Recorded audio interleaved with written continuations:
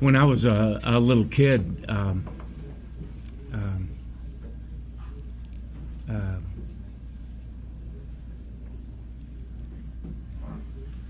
when it would rain, go to school in grade school. When it would rain, it was like, okay, the pressure's off. I don't know why. It was like, oh, I'm glad it's raining. And our sunny days, there was too much pressure.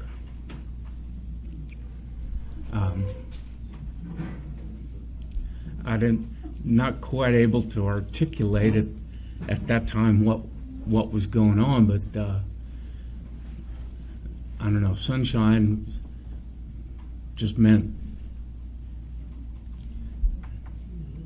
you had to do stuff.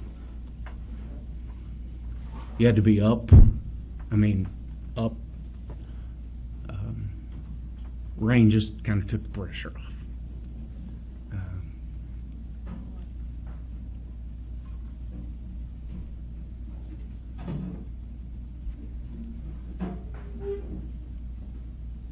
I had a best friend, lived down the street, and we went to kindergarten together.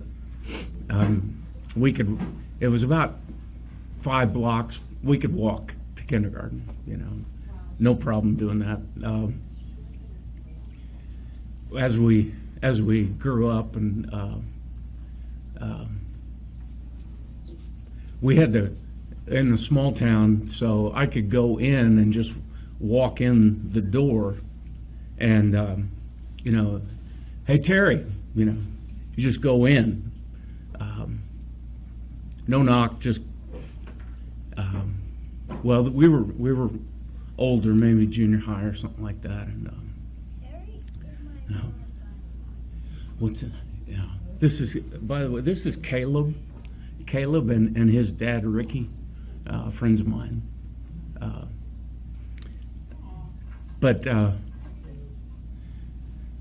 So I found myself.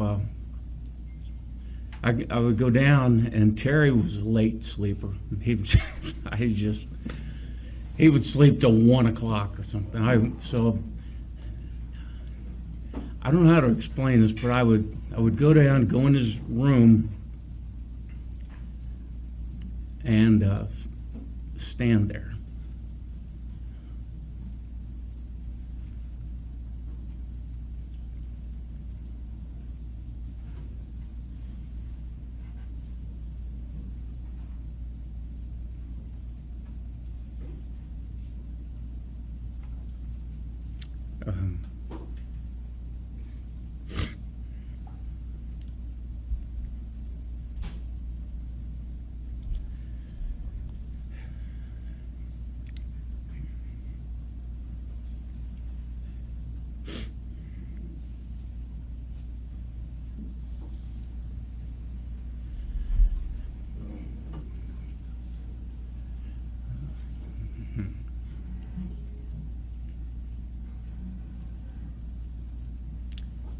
Okay.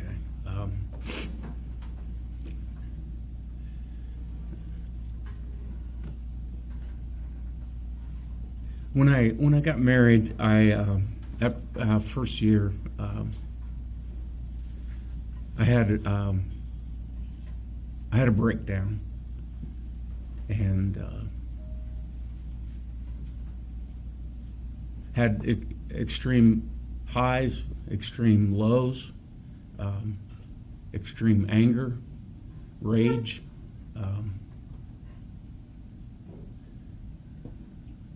extreme road rage.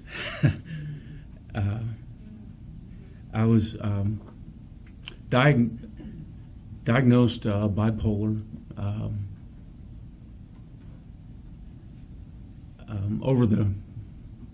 so it's been like 37, 38 years.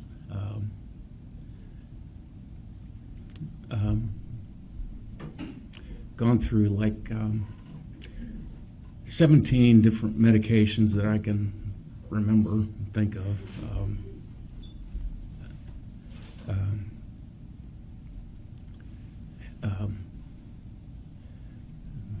all kinds of counseling, psychiatric stuff. Have done ketamine therapy, several rounds of that.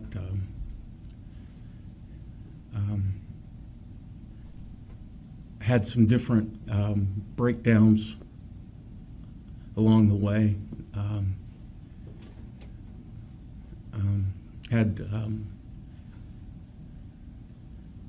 You know what, there's folks in here that have been through a lot worse than me. But you know, we've all got our thing that just pushes us to the edge.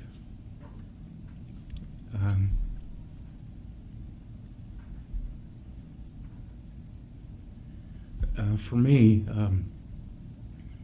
confusion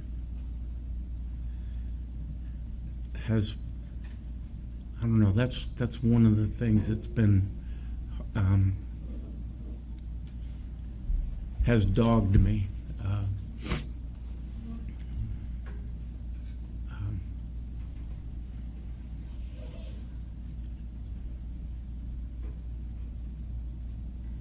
Thank you all for being patient with me. When I was 2 years old, I fell down the steps of Baptist church where we were going. I don't remember it at all, but I ended up with 2 silver teeth. So my early pictures have these 2 silver teeth. Well, then there was a couple of pictures where I had 1 silver tooth. I don't know. I kind of wonder if, you know, God means for stuff to happen. He allows stuff to happen.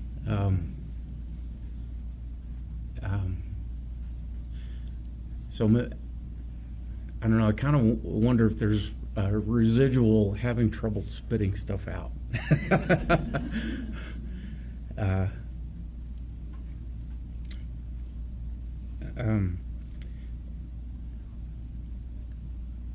When I was, we were raised in a Christian home, Christian grandparents. At 7 years old, went to a revival service at my grandparents' country church, and I wasn't paying attention, but then all of a sudden he's telling this story, and what I remember was there was this love that he was expressing, and I was never able to really articulate very well what happened, and until I read something that Brennan Manning said, that he was seized by a great affection. And I was like, that's it. I was seized.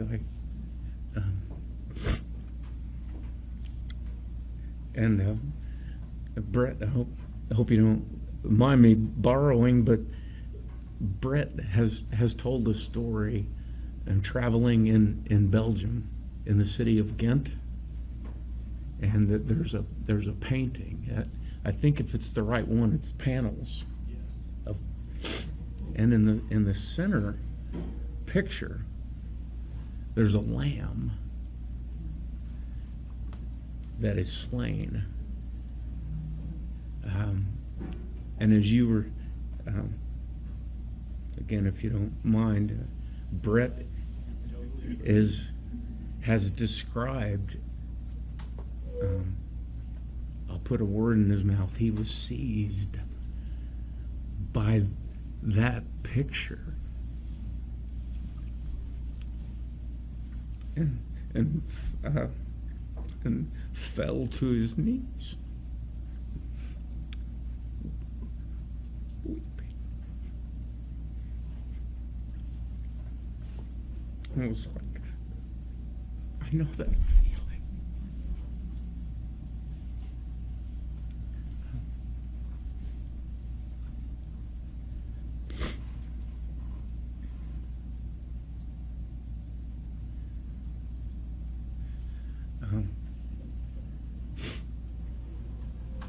I was talking to Matt. We were talking just about a situation with a friend of his, and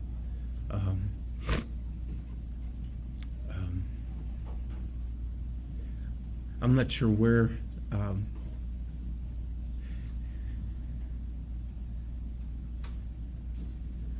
I was describing, and I think you all in yours, everybody's situation.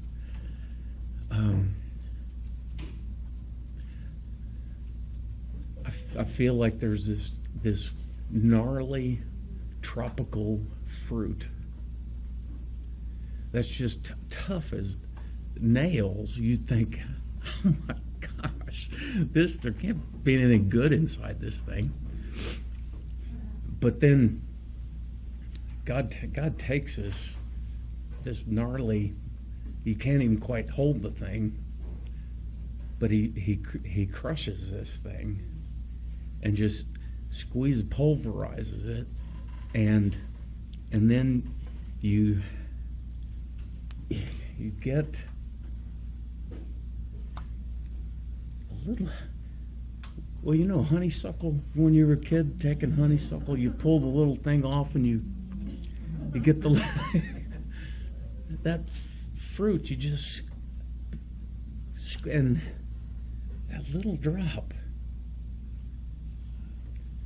you taste that little drop and you go, oh my goodness.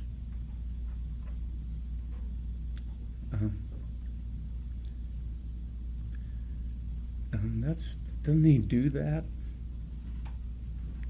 in you?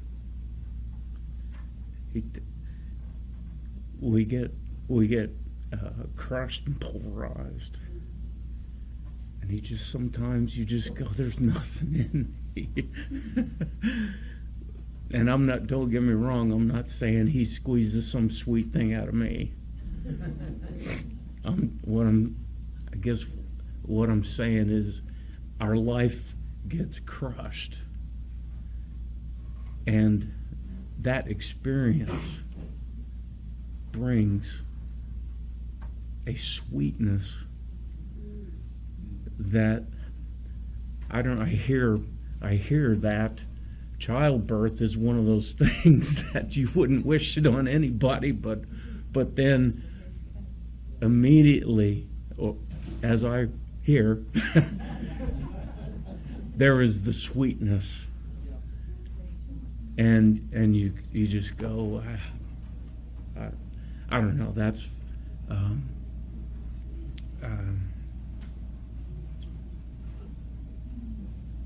and sometimes you the suffering just makes you just get focused on yourself, and you get a burn, and you go, I can't think about anything but the burn. It just, the thing burns. But then you start to, when you come to Christ, and he's living in you, through you, as you I'm beginning to realize it's always for it ends up being for somebody else. Maybe that little drop of nectar is just kind of like, that's for somebody.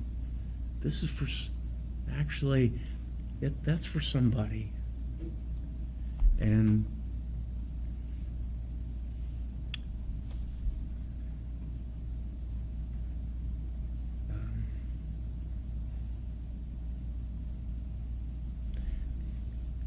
if you're in the middle of it, it's good to come to an awareness that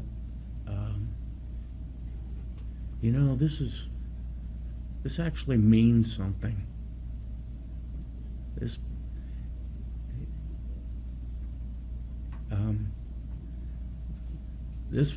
this is meaningful, and it's meaningful for somebody.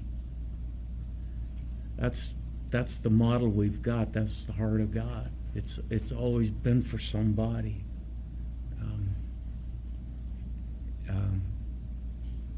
Christ is our example. His life, I don't know if I've got this right, but his life was an intercession for us. He identified, he agonized, and then he had the authority. And that's what we've got. We go. He squeezes and pulverizes, and there's meaning in that. It's agonizing.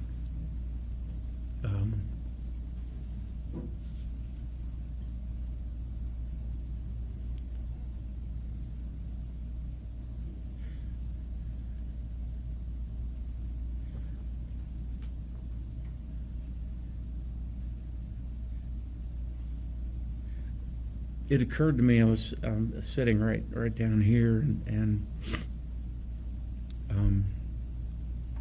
each of the people presenting, Judy, Steve, Brett, Sylvia, Rich, I'm probably missing some folks, Joel even, and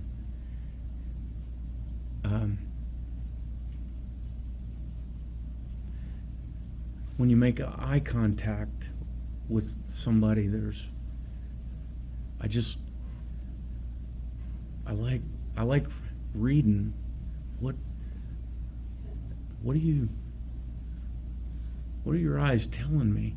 Is this real? What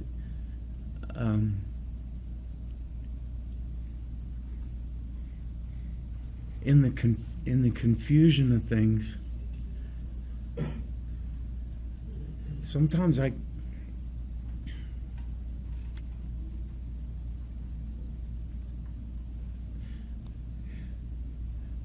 God hasn't delivered me.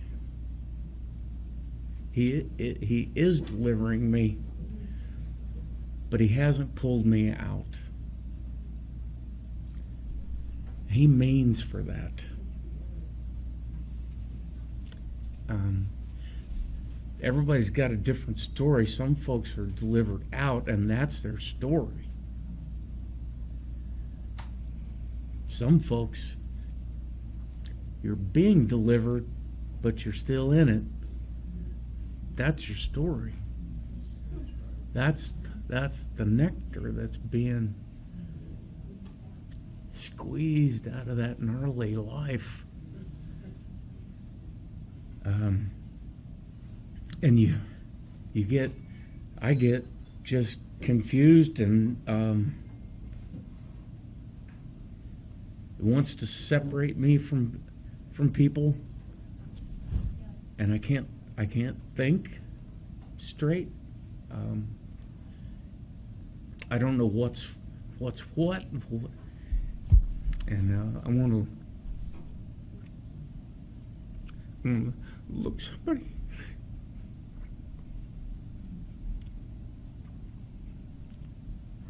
Are you real? I'm kind of going, God, I need you to look at me. I want to see your eyes.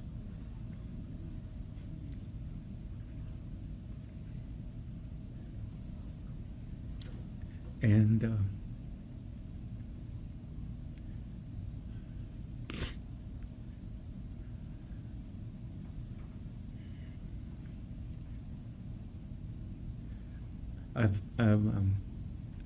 I have trouble praying, saying, Father.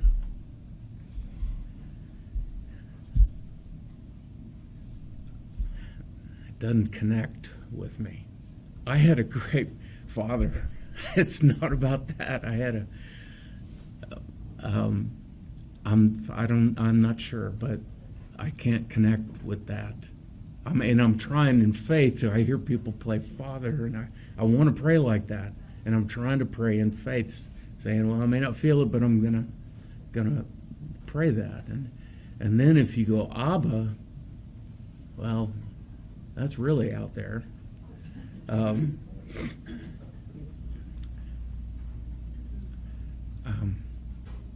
For some reason, Steve and I and Ray, I don't know if Ray's, Ray, we were, other Ray. We got two Rays back. We went down to hear somebody speak down in Florida. We were on a road trip, and I've had the blessing of being able to go to Cuba and really have an affinity for so we found this little coffee shop, sandwich shop, and the name of it is Miapa. And I'm trying to learn some Spanish slowly, and I'm going, me is my, Miapa, me. So I go in and I say, is Appa Daddy? My papa? Miapa? And that was I connected with that. Like I could see the Father's eyes.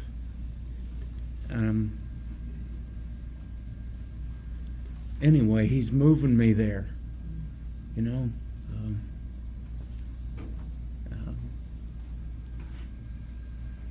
Now, the suffering and the glory go together. You see it over and over and over in Scripture. And just knowing that you're being embraced.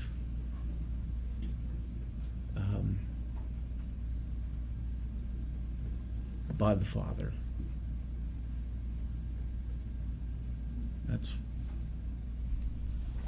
I think that's it.